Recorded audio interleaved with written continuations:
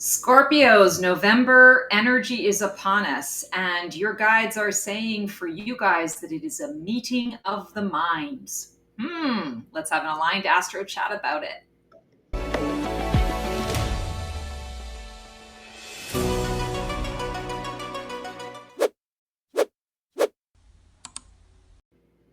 Cello all, Stacy the Black Feather Intuitive, and welcome to your Transformational Tarot for the month of November, Scorpios.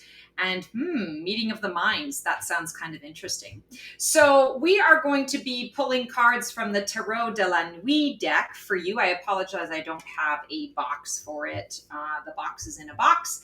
And then we are pulling an overarching theme card from the Divine Feather Messenger Oracle. This is by Alison DeNicola and artwork by David Shearer. So without further ado, let's get to it.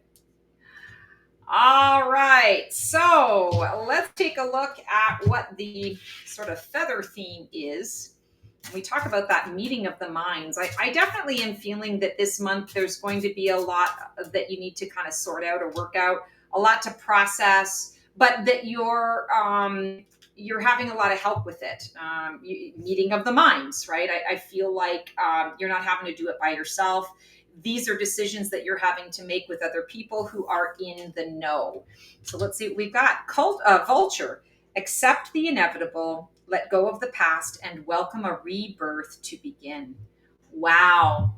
Okay, so Scorpios, you're used to this. I mean, your card is the death card, right? Like you understand death and rebirth. If I had to choose a bird for you, I would choose the vulture because you understand what it means to dive deep, to pick at the death part of it, to take what works for you, to transmute it, to transform it, and you leave the rest behind. And when we say accept the inevitable, let go of the past, and welcome a rebirth to begin, I'm definitely feeling a lot of energy here.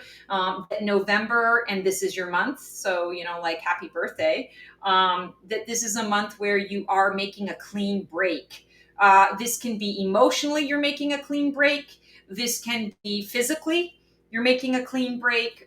Mentally, you're shifting from something. Energetically, you're releasing yourself from something.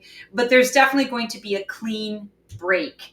And I feel like that meeting of the minds is once you've made that clean break, you're going to be talking to people who are going to kind of either have the resource to point you in the direction of where you're going, or people who are going to provide you with the next opportunity, or you are building that next opportunity for others who are maybe going through that as well. I am seeing that component of things.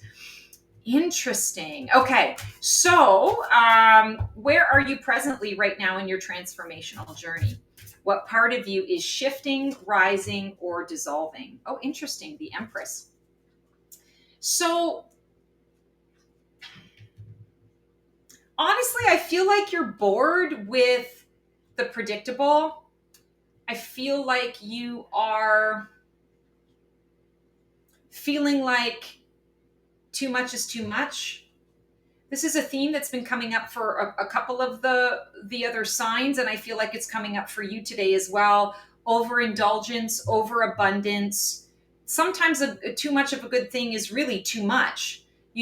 How do we know what we really enjoy if we don't, from time to time, don't get what we enjoy, right? Like we live on a planet of duality. As above, so below. We need to understand, and sometimes it's the extremes, right? We have to understand what it means to go without in order to appreciate when we have something. We have to understand what sadness is in order to really understand what happiness is. Yes, we are, I want to say, collectively evolving out of the need for pain to stimulate growth, but we are just on the, scratching the surface of that right now. I mean, we're talking decades and maybe even centuries before we fully process through that as a full collective. So I really feel right now like where you're at, when I look at her, like she's sleeping. She's sleeping in all of this abundance, but like she has all of this beautiful stuff around her. Why is she sleeping? Like she could be taking advantage of it all. She's sleeping because she's bored. She's like, it's the same thing day in and day out. It's always the same thing. So I feel like what you're kind of playing at here is in November, really seeking to change things up, seeking out something new, something more exciting, maybe something that you have to strive for or work towards, maybe something that is more of a challenge, not something that you're used to having around you all the time, but something that maybe is not a surety. And that motivates you to open up to something new and more exciting. I feel like from a career perspective, you might be like walking into the boss's office and saying, I need a challenge, give me an extra workload, or, you know, put me on a different team for a little while, or, is there something new that I can contribute to, because I need a challenge. I need to know that I can still think on my own. I need to know that I can figure things out when the rubber meets the road is when I come alive. And I need to know that I can still do that. So I really feel like the need for comfort, I suppose, is what's dissolving. And you are seeking out something that is going to be of more interest to you, wanting to learn, but wanting to learn through experience. What's the catalyst? What's fueling or hindering your transformation? And is this resistance or rocket fuel? How interesting. We have the Hanged Man. So again, you're bored, you're suspended, you're in limbo. And I feel like there's someone that comes up into your space that taunts you, hands you something, or puts something just ever so out of reach, but it's something that you can look at.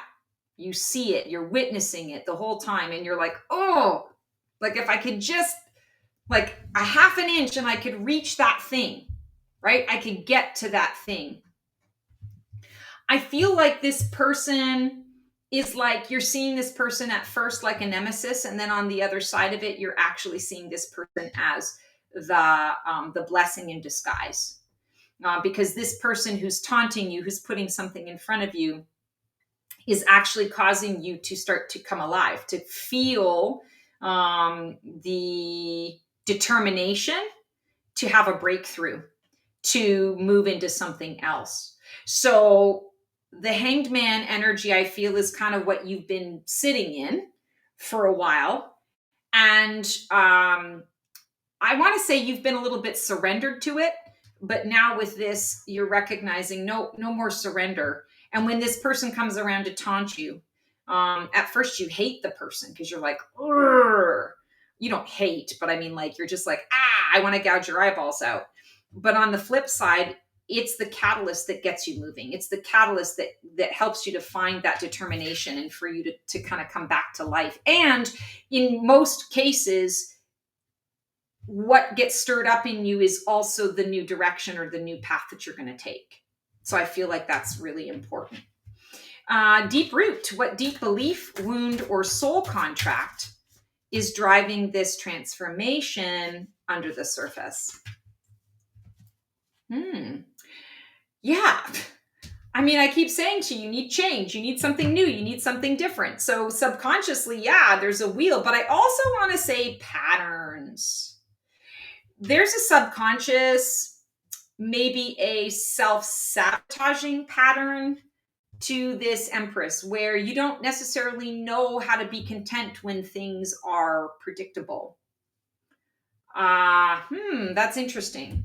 And the wheel, I feel, is coming up because it's encouraging you to look at that. It's not saying change isn't good or it isn't appropriate. Absolutely, change is good and appropriate, and the wheel is going to, the wheel of fortune is always going to do that. That's its purpose, is to shift things up.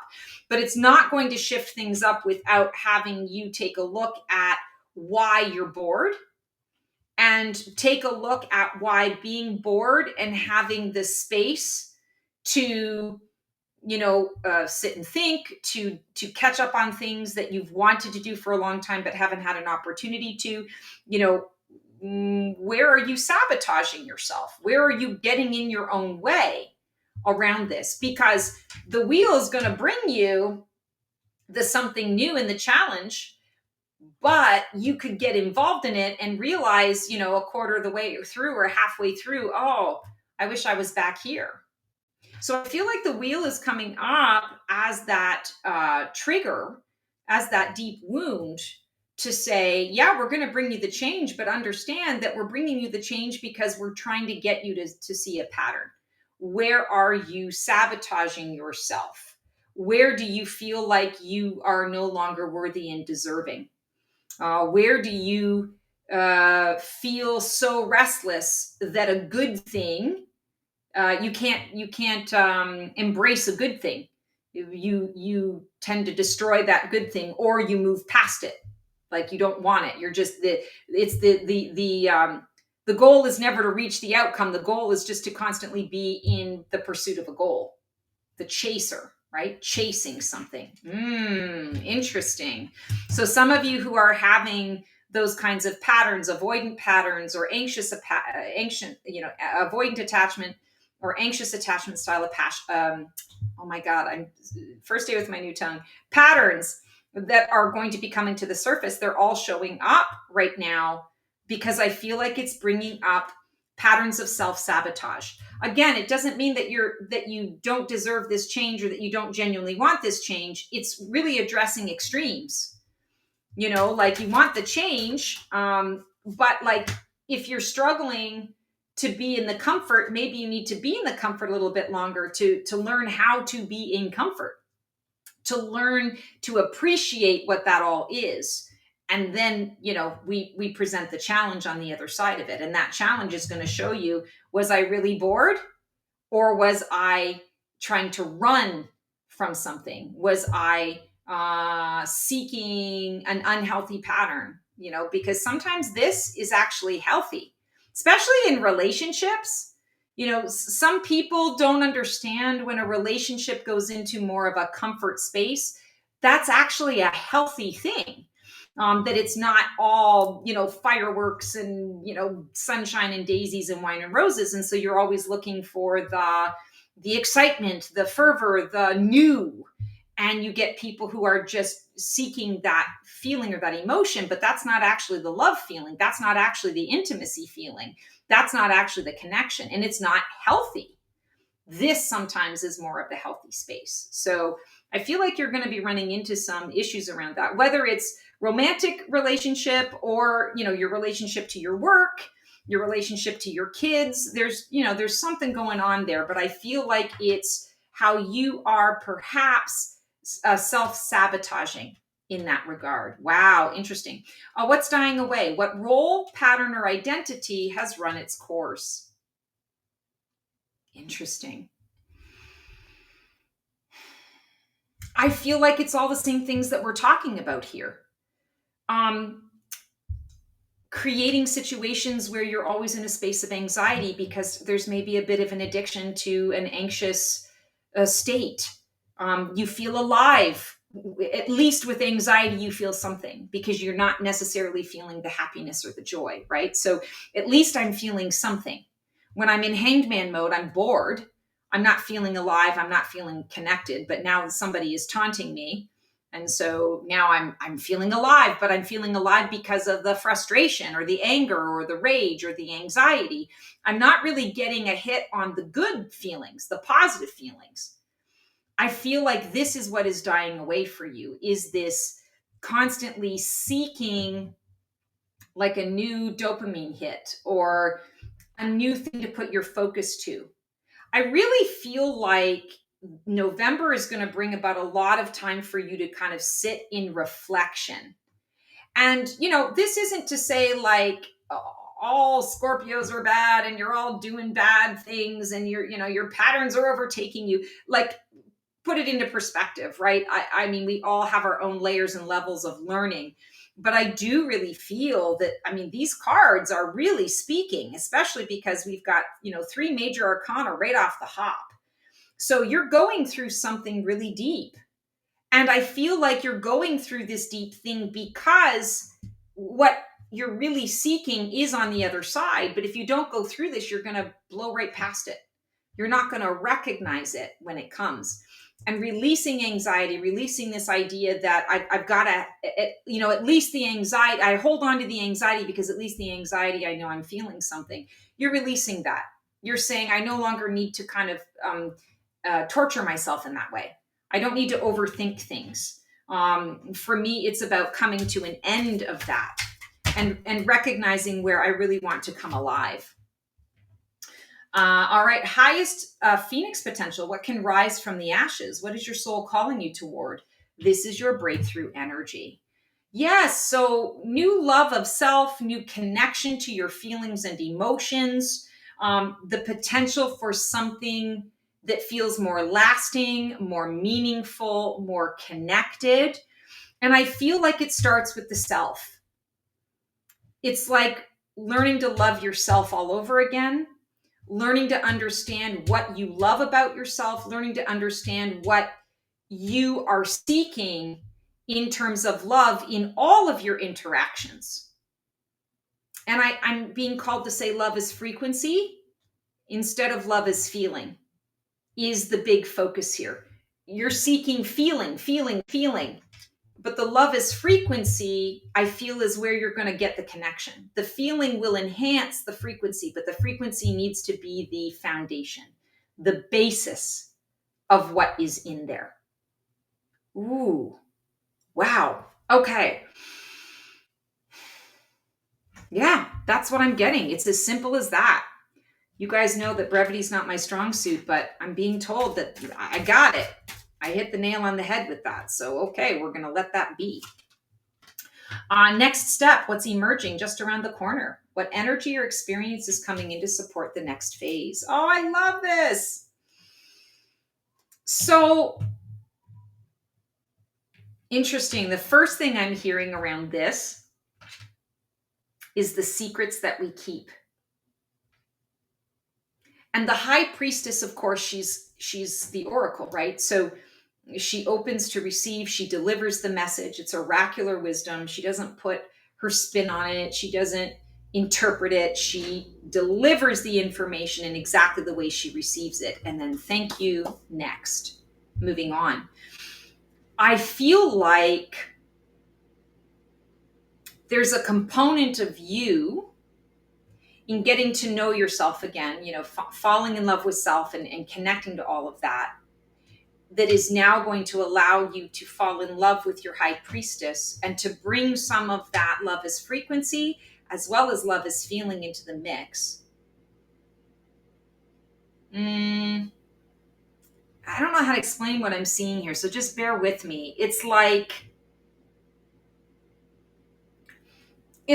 you're trying to teach the high priestess a different, like to expand out of what her box is. So the oracular wisdom, giving you the goods, keeping secrets, keeping the as above, so below secrets. And you're coming in and you're saying, let's throw a little wrench into the works. And I know those secrets. And let me kind of play around with that. Maybe it's time to reveal some of these secrets. Maybe it's time to be a little more vulnerable with those around me. Maybe it's time for me to give you the oracular information, but then also express how I'm feeling about what I'm receiving.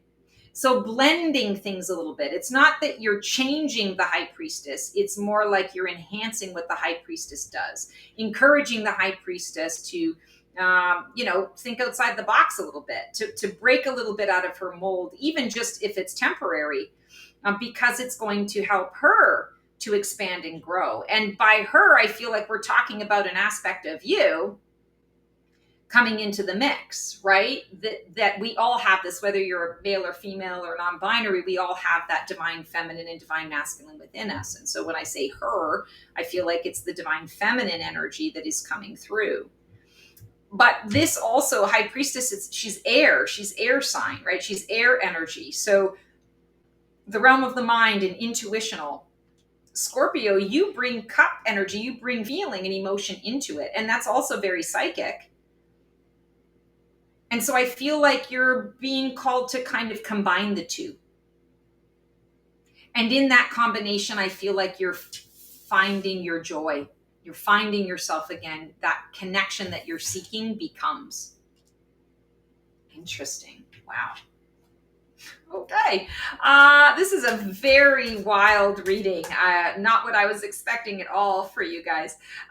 You in this process, the role you're playing, how are you navigating this shift, this transformation?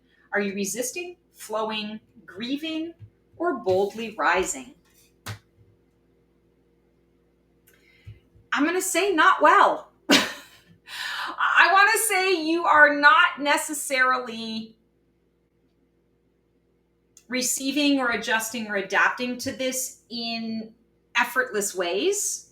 I do feel a lot of resistance here, but with that resistance, I also feel like you know that you ultimately want to be in flow, but for whatever reason, the resistance feels good at the time. Like you're getting something from that resistance. And what I'm hearing is it's like saying goodbye to the way that you've been kind of feeling in life is connected to more of the heavier frequencies or the heavier energies, and feeling as though you've been missing out on some of the positivity, the happiness, the joy, or the connection to those things, or the deeper experience to those things. And so I feel like this is kind of in a way you interacting in order to kind of like say thank you for what you've done, and now that I have to end that conflict.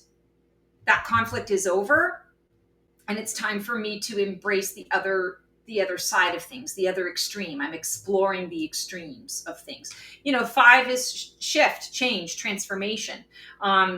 This is your number, like this is your energy, so you do this really well. There's no question about that. But I do feel that there is some resistance all the way around. And the way to get through that resistance is to kind of acknowledge how this has been serving you for a while and how it's no longer serving you. And that you've kind of got to put it away for a little while and kind of move into what is next. I also want to say, just kind of randomly, be very cautious towards the third week of the month around how you speak to authority figures. Use your words carefully. So what I'm being shown is like some of you may actually get pulled over by, a police officer or something. Pay attention to the words that you use and the tone that you use. You may be pissed off. You may be so mad that they've pulled you over because you know that they're pulling you over for no good reason.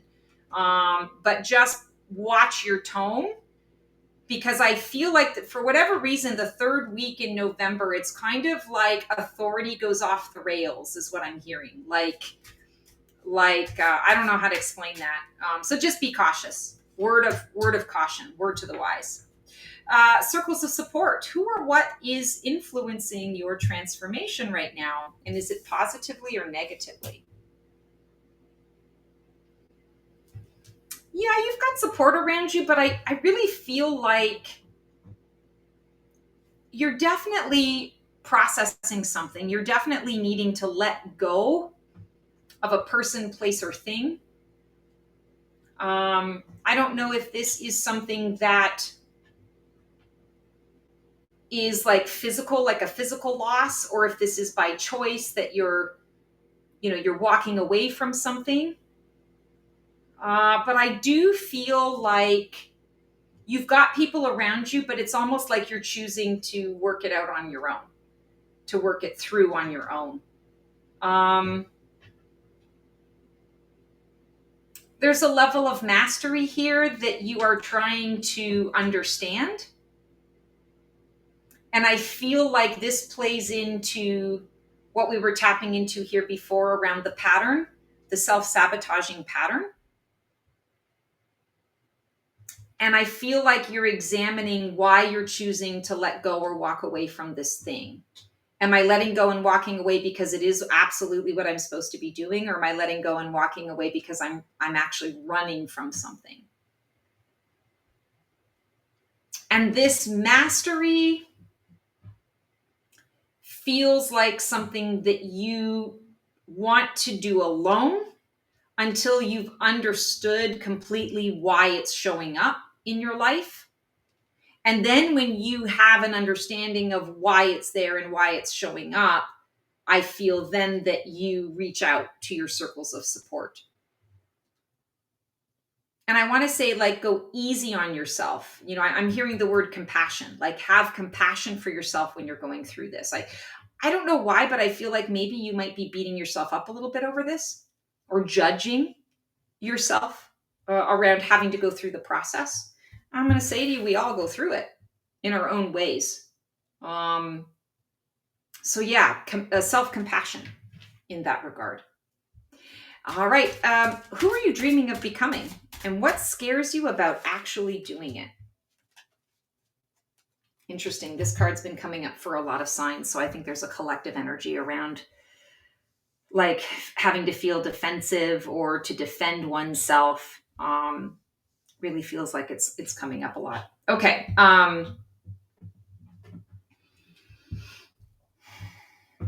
What I keep hearing when I look at this card is I feel like this is who you don't want to be. Like this is who you've had to be, but this is who you don't want to be anymore. I'm hearing like a shedding of skin, like snake skin. Releasing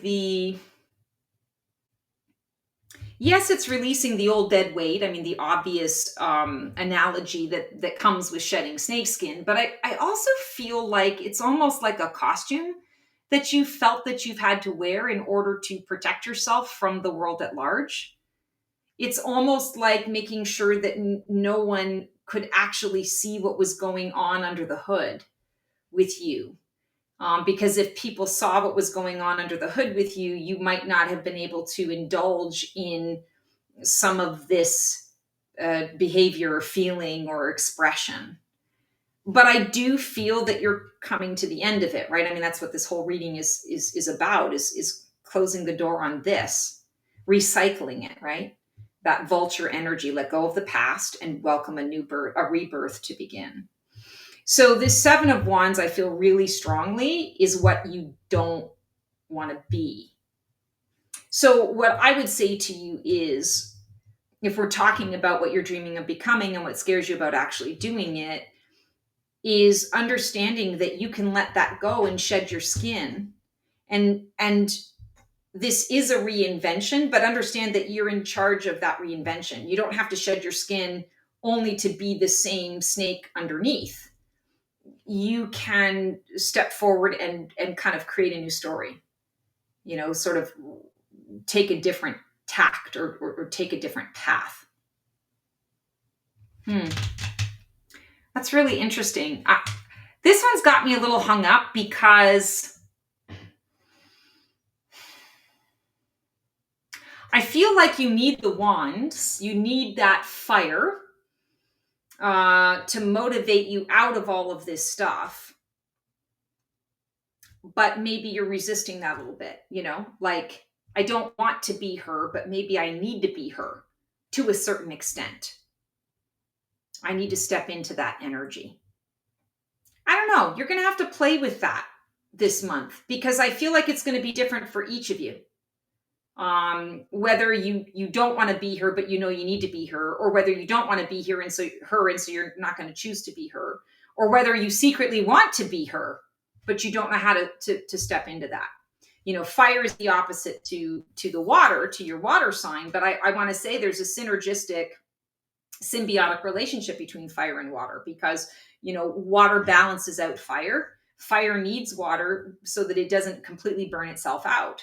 You know, fire will just keep burning and raging and growing. It doesn't necessarily burn itself out. As long as it's getting oxygen, it's going to keep going. It's the water that actually like tampers it and puts it out. So there's a harmony and a synergy to that. And I feel like maybe there's a little bit of you that's afraid to kind of embrace some of that sort of oppositional energy.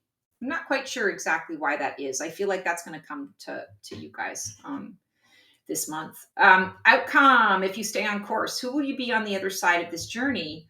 What is the result of embracing the full cycle of death and rebirth? You have the 3 of Swords. You're definitely dealing with I want to say kind of maybe mourning the loss of some of this, or understanding that there is a certain level of grief that you are going through, that you're processing while you are in this space. I do feel that there's some self-healing and self-care. I talk about the self-nourishment and self-compassion. I feel a lot of that coming up here.